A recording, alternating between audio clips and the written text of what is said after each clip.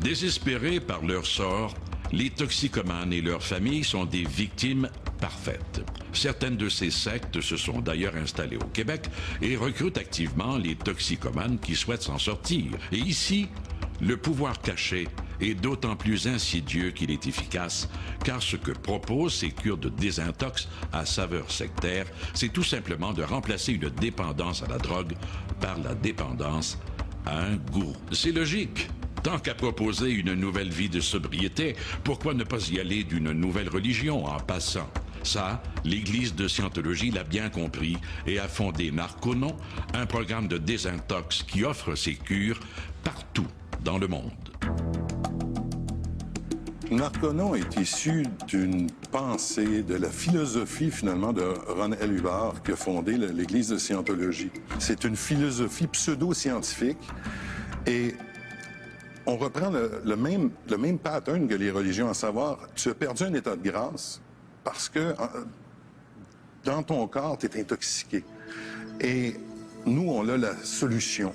Nous, on va t'aider à te débarrasser de toutes ces toxiques-là, ces toxines psychologiques ou physiques, de sorte à ce que tu regagnes un état de grâce, encore une fois, et que tu retombes en harmonie avec toi-même, avec les forces de l'invisible.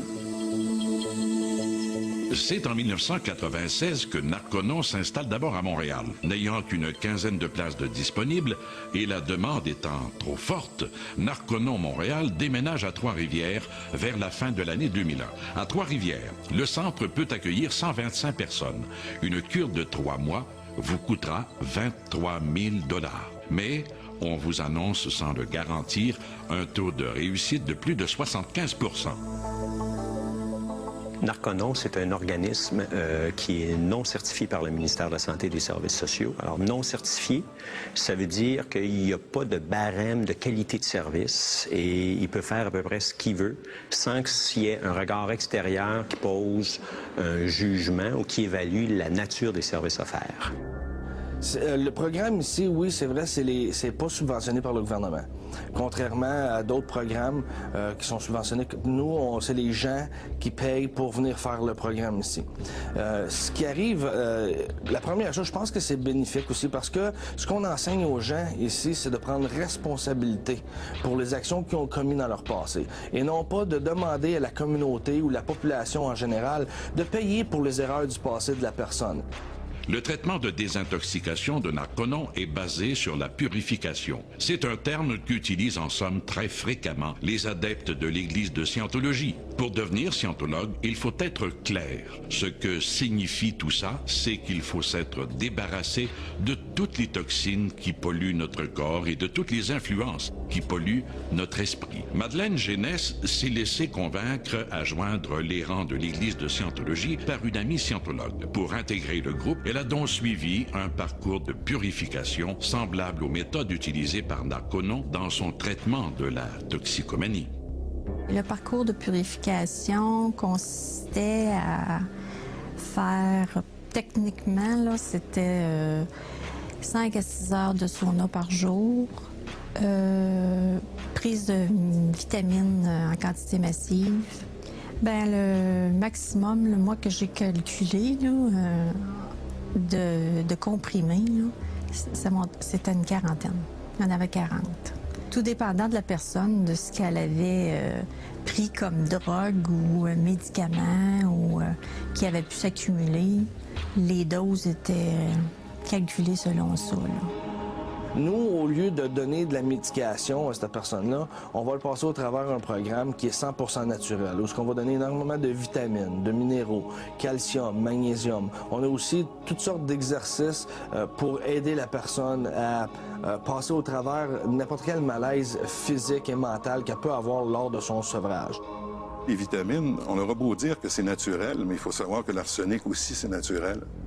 N'est-ce pas? Et ça peut tuer. Au niveau des vitamines, on découvre de plus en plus que même s'il y avait une grosse vague à un moment donné, puis les gens avaient le pharmacie pleine de toutes sortes de pilules, de toutes sortes de couleurs, puis on disait que c'était naturel, qu'on peut s'intoxiquer avec des vitamines maintenant. Et avec des vitamines prises en surdose, telles que recommandées dans leur approche, ça peut causer des problèmes sérieux. Médicalement parlant, il y a des critiques très sévères là-dessus.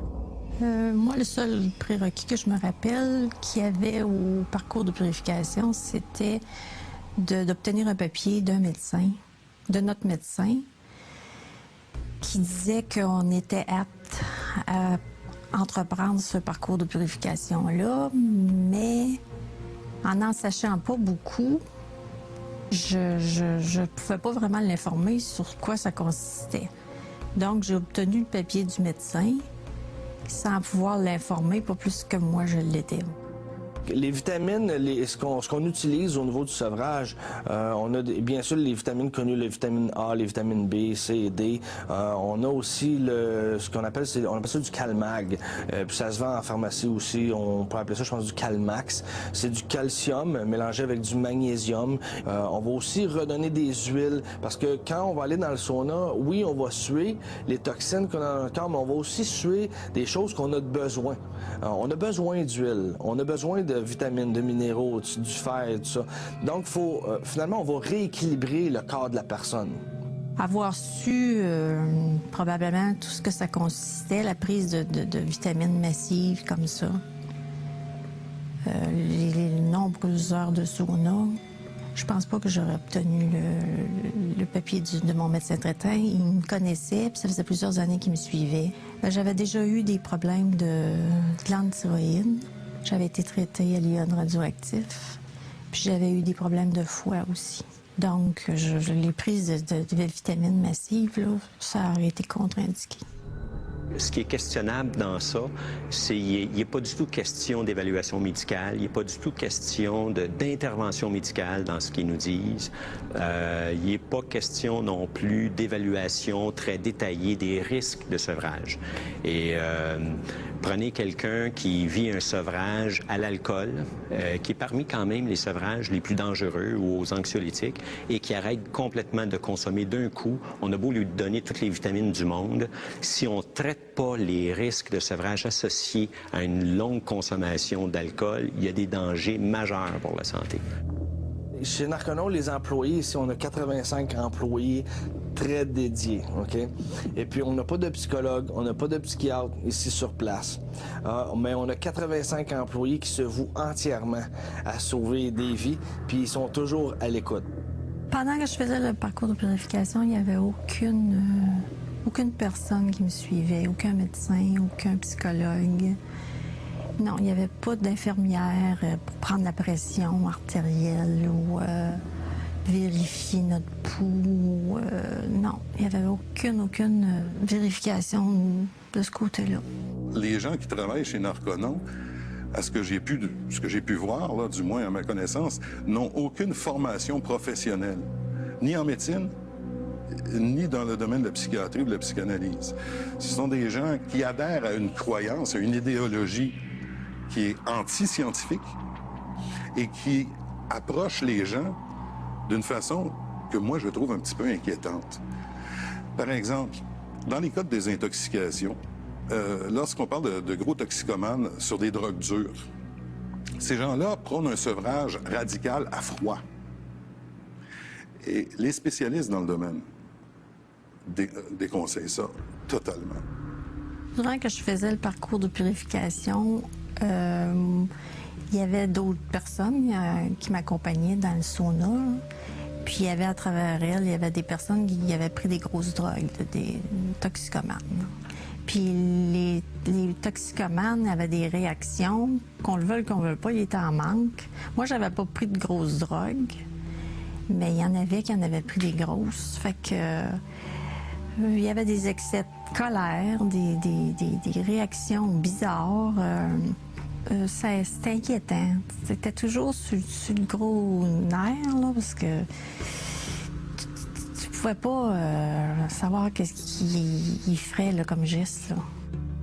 Il peut y avoir des dérapages au niveau des problèmes de santé que ces gens-là présentent. S'ils sont en période de sevrage important, il y a des risques majeurs pour leur santé. Et s'il n'y a pas des soins médicaux apportés à ces gens-là, il peut y avoir des problèmes qui peuvent aller jusqu'à la mort. Okay? Il y a aussi des problèmes de dérapage au niveau des problèmes en santé mentale. Alors, beaucoup de cette clientèle-là présente différents troubles, des troubles mentaux